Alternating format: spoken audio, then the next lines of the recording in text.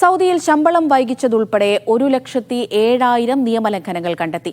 മാനവ വിഭവശേഷി സാമൂഹിക വികസന മന്ത്രാലയത്തിന് കീഴിൽ വിവിധ സ്വകാര്യ സ്ഥാപനങ്ങളിൽ നടത്തിയ പരിശോധനയിലാണ് ഇക്കാര്യങ്ങൾ കണ്ടെത്തിയത്.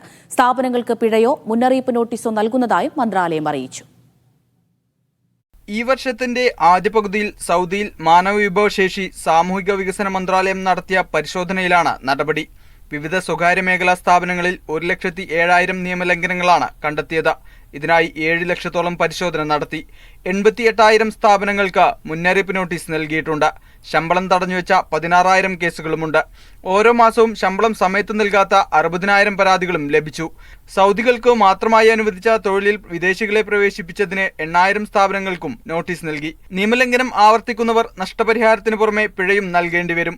2024 ആദ്യ പകുതിയിൽ സ്വകാര്യ മേഖലയിലെ സ്വദേശിവൽക്കരണം 93.5% ഉയർത്താനായതായും മന്ത്രാലയം അറിയിച്ചു. തൊഴിൽ സംബന്ധമായ പരാതികൾ സൗദിയിൽ ജോലി ചെയ്യുന്നവർക്ക് 199111 എന്ന നമ്പറിലോ മന്ത്രാലയത്തിന്റെ ആപ്ലിക്കേഷൻ വഴിയോ അറിയിക്കാം. Sabith Saleem, media 1, Jeddah.